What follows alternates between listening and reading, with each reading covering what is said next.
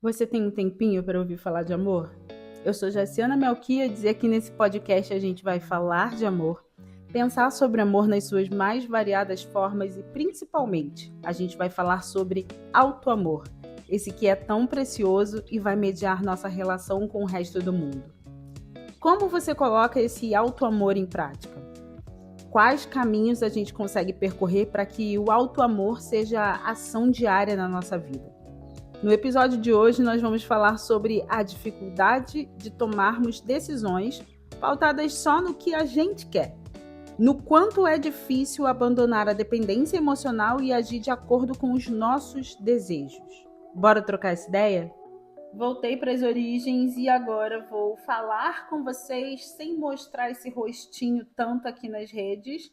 Eu quero conseguir chegar em cada vez mais pessoas, quero conseguir fazer com que vocês recebam muito mais a mensagem do que eu quero passar do que necessariamente uma estética de vídeo, sabe? Então, voltando para as origens, para a gente ter aqui um lugar de bate-papo, de fala importante, de troca, né? E no caso de vocês aí, de uma escuta mesmo cuidadosa e principalmente usem a área aqui dos comentários para trazer o que você ouviu, como você sentiu as coisas que eu falei aqui para você, como que você está absorvendo esse conteúdo, né, que vem aqui para o podcast e que de fato ajuda a pensar bastante nas coisas que acontecem na vida. Vou dar uma dica para você, assim, se você está chegando aqui de cara, primeira vez que você me ouve e esse podcast está chegando para você, vai lá no primeiro episódio, escuta o primeiro episódio, que ele tem o clima todo do que vai sendo conversado aqui nesse podcast, tá? Ele aconteceu inicialmente de um jeito muito orgânico, muito gostoso, pautado assim em coisas que eu precisava transbordar e hoje é um espaço efetivamente de muito ensino e aprendizagem, né? As trocas que acontecem aqui acabaram indo para uma comunidade que é fervilhante, que é incrível, que tem mais de 400 pessoas trocando sobre amor, conversando sobre afetos, com muita intimidade, eu diria, né? As pessoas têm um espaço extremamente saudável ali para conversar e o que acontece dentro da comunidade, por incrível que pareça, vai ficando ali dentro da comunidade. Eu sei de casais que se formaram, eu sei de encontros das pessoas que frequentam a comunidade fora das redes sociais, em bares e etc. Então, é um lugar de fato para você fazer amigos, é um lugar de fato para você trocar com pessoas que você vai conhecer e é um lugar para você se sentir à vontade para falar das suas questões, porque sempre vai ter alguém para trocar com você, conversar com você, te ouvir sem te julgar e às vezes até, vou dizer aqui com muita honestidade, às vezes até te dar conselhos que você não pediu. É um espaço muito bacana. Então entrem na comunidade, chama Bastidores do Amor. Se você não conseguir encontrar, no meu perfil do Instagram, @JacianaMelquides, você vai encontrar o link lá na minha bio, tá? E hoje, né? Hoje a pauta que eu quero trazer para o podcast é por que que a gente trava tanto na hora de se escolher, né? Por que que a gente não consegue fazer escolhas pautadas no nosso desejo? Por que que a gente tem essa dificuldade de escolher coisas pautadas no que a gente quer? A gente coloca muita coisa na lista, a gente coloca os desejos de muitas pessoas na lista, a gente coloca muitas coisas e pessoas em primeiro lugar, e quando a gente vai perceber, a gente está fazendo, de repente, uma coisa que a gente nem gosta. E eu não estou falando de coisas básicas do dia a dia só. Eu estou falando de escolhas que são fundamentais para a nossa vida. Quantas de vocês e quantas de vocês não escolheram, sei lá, a carreira que seguem pautadas na família, no desejo da mãe, no desejo do pai? Quantas e quantas de vocês não permanecem em relacionamentos que sabem que já são falidos ou que não vai dar muito em nada por conta de receio de magoar outra pessoa ou por conta do que a família ou amigos e amigas vão falar se você sair dessa relação, por conta do, estou fazendo aspas aqui, né, do que vocês construíram juntos. E esse construir junto não necessariamente é uma coisa que seja boa para você, mas que simplesmente virou uma amarra por conta da quantidade de tempo, né, que você está junto. Então, assim, de onde vem essa dificuldade de tomar decisões pautadas exclusivamente no seu desejo, sabe? A primeira coisa que eu quero abordar aqui com vocês nessa pauta é sobre dependência emocional. Eu tenho batido muito nessa tecla. Confesso que eu tenho falado muito mais disso no Clube Alecrim, né? Que é um encontro que acontece aí toda terça, agora, né? Toda terça, dentro da comunidade. Estou repensando se o clube vai ou não vai continuar. Enfim, questões de agenda e de valor mesmo, né? Valores que eu entrego para a comunidade e que eu preciso entender o que eu tenho de retorno. Enfim, comunidade é uma coisa que tem que ser uma espécie de troca. Eu entrego e eu também ganho, né? Então, enfim, coisas relacionadas a essa pauta. Como a gente se coloca em primeiro lugar e se escolhe pautada apenas nos nossos desejos. E a dependência emocional, ela vem como primeiro lugar que a gente precisa olhar e desmistificar algumas coisas com relação a essa pauta. A primeira coisa que a gente vai desmistificar sobre essa pauta é tirar da cabeça que dependência emocional está relacionada exclusivamente às relações afetivo-sexuais, né? Então, assim, quando você pensa em dependência emocional, geralmente vem esses posts de internet que você gosta de compartilhar aqui, eu sei, falando do quanto você sofre, etc., quando você está num relacionamento afetivo-sexual, que você se perde de você e tudo mais. O que você não bota na conta, o que você não leva em consideração é que dependência emocional é quando o seu estado emocional muda se o estado emocional do outro mudar também. É quando a sua decisão, a sua escolha muda se o estado emocional do outro for um estado emocional que você não gostaria que ele tivesse. Então, eu vou dar um exemplo clássico de como a dependência emocional atua e principalmente como que a gente começa a instalar dependência emocional na gente já desde a infância. Sabe quando você vê uma criança com a mãe, a sua amiga está com a filha pequenininha, de 3 anos, e a criança ela é muito verdadeira. E quando você encontra a sua amiga, ela fala para a filha assim, filha, essa é a amiga da mamãe, dá um beijo nela. E a criança não quer te dar um beijo, fala, mãe, não quero, não sei o quê, fica com vergonha e abraça a mãe. E a mãe fala assim, beijo, dá um beijo na tia Jace, a tia Jace vai ficar triste. Essa ideia de que se ela não fizer uma coisa que eu quero, a despeito do fato dela não querer fazer, tipo, se ela não quer me dar um beijo, mas se ela não me der um beijo, eu vou ficar triste. E aí ela começa a calcular que deixar a tia triste é uma coisa muito ruim. Então ela tem que passar por cima da vontade dela e fazer o que a mãe está pedindo e me dar um beijo. Ela começa a aprender desde a infância que ela precisa ignorar as coisas que ela sente, ignorar as coisas que ela pensa, ignorar o que ela quer ou o que ela não quer, porque o que ela quer pode deixar a outra pessoa triste. E é desse jeito que a gente começa a aprender a ser boazinha ou bonzinho, né? Porque os rapazes aí também estão dentro desse bloco do carinha que precisa ser maneiro com todo mundo, que precisa ser super legal, que precisa atender às vontades das pessoas todas e, enfim, fazer o que as outras pessoas querem. No final, a gente, quando percebe, é uma sociedade inteira pautada em performance e não necessariamente em honestidade. Então, desde pequenos, a gente aprende que a gente precisa atender ao desejo e às vontades das outras pessoas, mesmo que isso implique na gente, sei lá, fingindo que a gente quer uma coisa que a gente não quer. Então, desde pequeno, a gente aprende isso. Quando eu mudo a minha decisão por conta do estado emocional que eu posso causar no outro, a gente chama isso de dependência emocional, de dependência afetiva. Então, a dependência afetiva, ela não está conectada exclusivamente com relacionamentos afetivos sexuais. Quando a sua mãe te dá um comando e você não quer atender aquele comando, porque você já é uma pessoa adulta, você já mora em outro lugar, você já manda na sua vida, e ainda assim você vai lá fazer o que a sua mãe quer, porque ela quer, porque senão ela vai ficar triste, porque senão ela vai passar mal e etc., a gente chama de chantagem emocional, mas esse atendimento, né, esse atender aos pedidos, ele está relacionado à dependência emocional que você tem, por exemplo, em relação à sua mãe. Então, quando você começa a vasculhar, você tem dependência emocional com tudo, com todo mundo, né?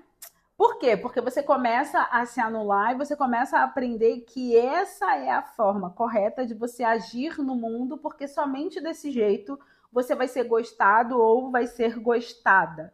Então, por que a gente trava tanto na hora da gente se escolher? Primeira coisa, dependência emocional, dependência afetiva, né? Você não quer que as pessoas julguem você e digam que você é uma pessoa egoísta. Então, uma parte de você quer muito se escolher, né? Porque você agora já tomou consciência de que é importante você se priorizar, mas uma outra parte de você tem pavor de sair desse script, de ser a pessoa boazinha, compreensiva, né? E então, bora lá, de onde vem essa dependência, né? E essa dificuldade de se escolher? Geralmente a gente vai precisar olhar primeiro para a infância. Então, assim, você foi a pessoa que entendia tudo quando você era criança, que não dava trabalho, que cuidava dos outros. Quer ver? Danado para ter dependência emocional. A pessoa que era responsável pelos irmãos menores.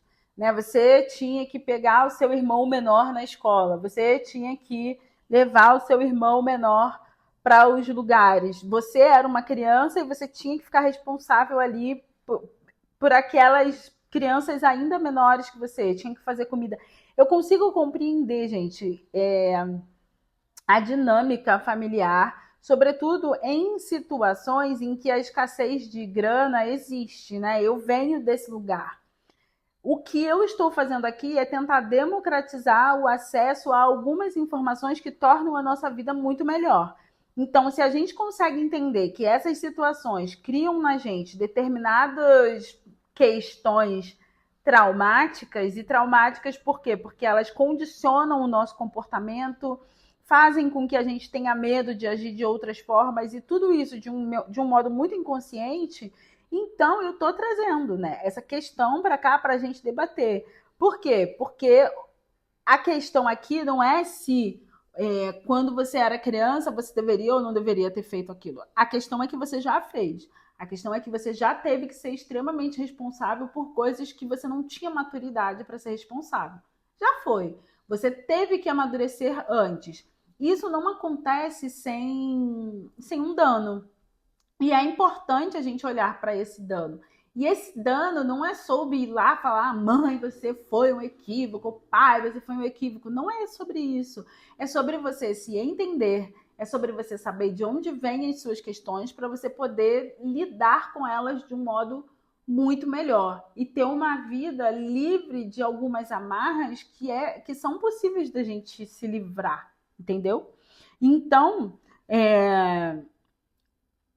quando você olha para isso tudo, né? A pessoa que não dava trabalho, você vai ter construído aí em você algumas crenças, né? Que a gente pode chamar de crenças limitantes, mas que são pensamentos repetidos e que aparecem em você na hora que você vai tomar uma decisão pautada no seu desejo, que é: se eu me priorizar, eu vou ser egoísta, se eu disser não, eu vou ficar sozinha, se eu me escolher, vão me abandonar. Possivelmente você teve uma infância e uma adolescência em que essa sensação de abandono ela estava presente. E essa sensação de abandono vem de onde? Justamente desse lugar de você precisar ser extremamente responsável por coisas que você não tinha ainda maturidade para se responsabilizar ou ser responsabilizado, entendeu? Então, a gente precisa sim olhar para esse lugar com cuidado, com atenção e entender aí, você fazer um mapeamento dos seus afetos. Na minha mentoria, a gente faz isso junto, né? Mas você consegue fazer um mapeamento aí dos seus afetos e entender o que essas pessoas que foram responsáveis por você numa infância, numa adolescência, entregaram para você que hoje você consegue identificar que tem alguns danos causados, fazendo com que você tenha uma série de travas na hora de decidir coisas pautadas no que você deseja. Vou dizer ainda mais. Às vezes você sequer consegue desejar coisas porque você parte do princípio que desejar não é para você. Tudo que eu estou falando acontece num campo muito do inconsciente, né? Não é muito racional. Mas algumas falas brotam na sua cabeça, uns medos, isso aqui não é para mim, não sei, acho que eu não tenho capacidade de fazer isso, acho que eu não tenho competência de estar em tal lugar, né? Uns medos que não fazem muito sentido, porque na prática, no dia a dia, você realmente dá conta daqueles lugares, você dá conta das tarefas que você tem, mas a insegurança, ela ainda é muito forte. Por quê? Porque é a sua criança interior que não foi acolhida, que não foi ouvida, que não foi vista, que te sugere que você não está pronta, não está pronto para determinadas ações de responsabilidade hoje e fazem com que você continue agindo como se você fosse aquela criança que foi ferida. Então, se colocando sempre em segundo lugar, escolhendo pautado no se o outro vai ficar triste ou não vai, e preferindo e conseguindo somente fazer a manutenção do ser querida, logo tendo que ser uma pessoa boazinha, ao invés de se colocar em primeiro lugar e se priorizar. E eu citei, né, a mentoria, né, um processo, é uma jornada. Quando eu pensei essa jornada, chama Jornada Livre, eu pensei justamente nessa capacidade que a gente tem de exalar o amor próprio.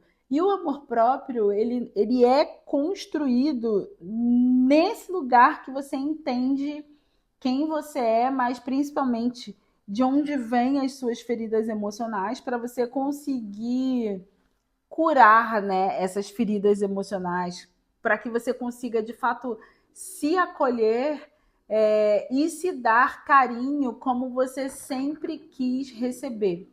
A gente cresce, falando bem pincelado, assim, a gente cresce buscando afeto, a gente cresce buscando reconhecimento da nossa mãe, do nosso pai, da nossa avó, das pessoas que eram ali responsáveis por nós quando a gente era criança e adolescente.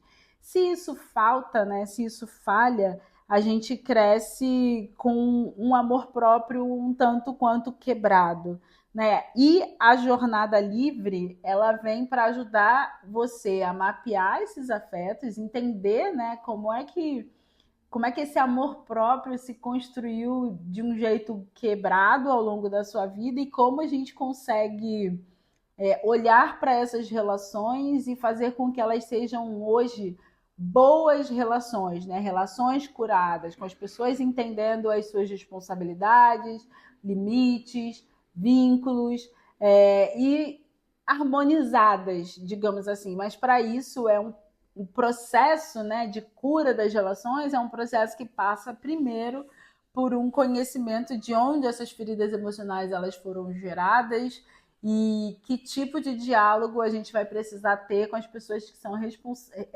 queridas e amadas, mas que estão ali na nossa história construindo um vínculo de dependência emocional, porque a gente espera algumas coisas dessas pessoas que a gente nunca recebeu. Então, se você aprende a amar na infância e essa infância você recebeu amor dentro de um processo de faltas e sentimento de abandono, na vida adulta você acaba reproduzindo esses padrões de relacionamento. Então, a jornada livre ela acaba trazendo clareza, né, para esse lugar, porque assim é normal a gente ter medo, né, dentro de um relacionamento. Afinal de contas, a gente está entrando ali num lugar desconhecido. Conhecer um outro é um terreno muito desconhecido. Agora, se você tem um padrão de abandono ao longo da sua vida, como é que você vai saber se você tem um padrão de abandono, tá? É só você olhar para as relações que você teve e entender as repetições que aconteceram ali nessas relações. Esse padrão de abandono é um medo que ele está pautado muito mais nas memórias da infância do que na realidade. Então a gente precisa olhar para esse passado, ajustar e entender que alguns medos eles estão vindo não necessariamente da relação que você tem, mas hoje, né? Mas de uma memória do passado. Para quê, gente? Para que é importante olhar para essas coisas? Porque você não pode, não deveria, né, seguir a vida sem conseguir se escolher, sem conseguir se priorizar, sem conseguir se colocar em primeiro lugar.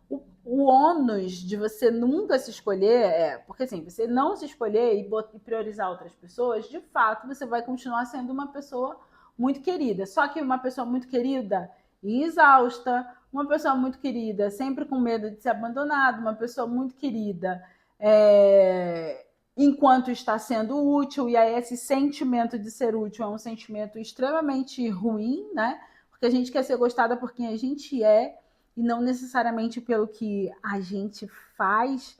Então, na prática, quando você não se prioriza, tem um desgaste emocional muito grande por conta dessa sensação de que você está sempre se deixando para depois. E aí, internamente, lá no seu inconsciente, você vai colocando tijolinho em cima de tijolinho do não merecimento, que é a coisa do eu vou tanto me deixando para trás, eu vou tanto priorizando outras pessoas, que as outras pessoas são realmente importantes e precisam ser vistas e ouvidas. Isso, e aí deixa de ser o padrão que construíram em você e passa a ser você reproduzindo esse padrão e tornando ele cada vez mais seu. Então, a ideia de que você não merece amor, ela é construída na infância, mas ela é reforçada pelo seu pensamento que não aprendeu a lidar com as emoções e reforça esse lugar do abandono e do não merecimento, né? Então, quando você não se escolhe,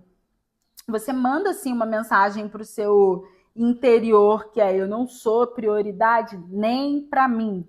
E isso vai moldando o tipo de amor que você aceita.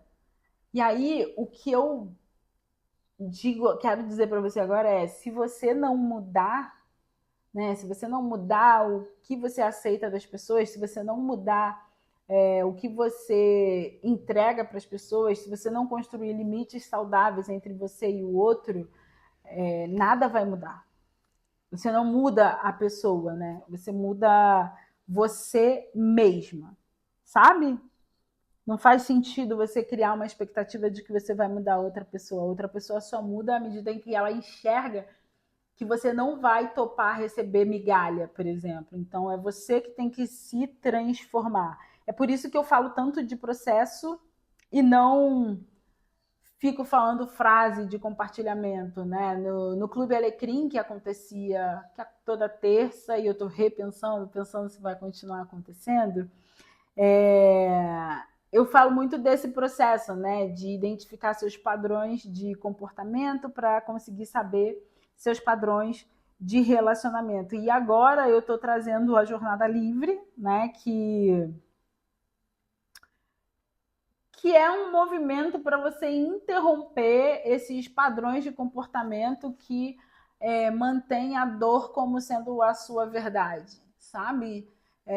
Aquela provocação, né? Quem é você sem a sua dor? É uma provocação que eu faço ao longo de toda essa jornada, que é um processo de mentoria importante. Processo.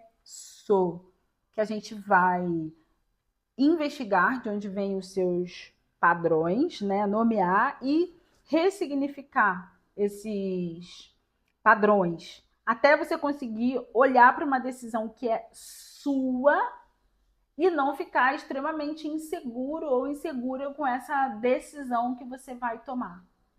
Né? Aquele medo de ser abandonado ou de ser abandonada porque você escolheu fazer uma coisa que é importante para você. E aí, agora me encaminhando já para o final do podcast, como é que é possível você começar a se escolher na prática? sabe? Como que é possível você se colocar em primeiro lugar na prática? No clube, uma vez, eu dei uma sugestão para as pessoas que é começar a limitar pessoas que você conhece na rua ou que você está ali, sei lá, contratando um serviço, mas que não necessariamente é uma pessoa que é sua amiga. É muito mais fácil a gente colocar limite no outro ou demonstrar nossos desejos e nossas vontades se a gente não tem necessariamente um vínculo emocional com outra pessoa. Mas bora lá, você tem dificuldade, por exemplo, de pedir para o motorista do Uber desligar a música, né? Tipo, se eu pedir, ele vai ficar chateado. Ou pedir para ele fazer um caminho específico. Se eu pedir, pode ser que ele não goste. Começa com esse tipo de mudança, né? Experimenta, tipo, entrou no Uber, tá tocando uma música, pede com educação. Você poderia, por gentileza, desligar a música? Só para entender o quanto você consegue falar uma coisa que você quer. Jace, mas eu não quero que desligue a música. Ok, mas você consegue contrariar alguém? Porque contrariar alguém, quando você vai falar das suas vontades, possivelmente você vai contrariar uma pessoa, né? E essa contrariedade não precisa virar uma briga, não precisa virar nenhuma questão, mas para ela existir, né? Para a contrariedade existir, você precisa se colocar do jeito que você gosta. E aí é teste, é experimentação, é treino, inclusive. Eu não sei falar não, eu não sei dizer o que eu quero, o que eu não quero. Eu nem tinha pensado nisso, já. Então vamos começar a se colocar sem a capa da boazinha ou do bonzinho. E se eu contrariar essa pessoa? Você pode, por favor, desligar a música? Porque eu tô... Sem também dar muita justificativa. Porque eu tô aqui com meus pensamentos, queria ir sem música. A pessoa pode não querer desligar, mas o teste não é sobre se ela vai fazer ou não, é se você tem coragem de se colocar enquanto sujeito que quer alguma coisa, né? E outra coisa que eu vou sugerir, entrem na comunidade, né? Entrem na comunidade Alecrim.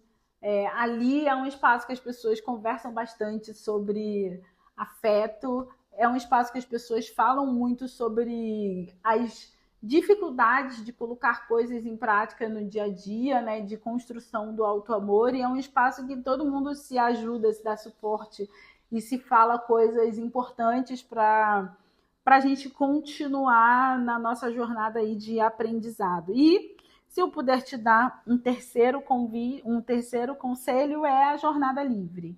A jornada livre é justamente esse acompanhamento direto de 2 meses,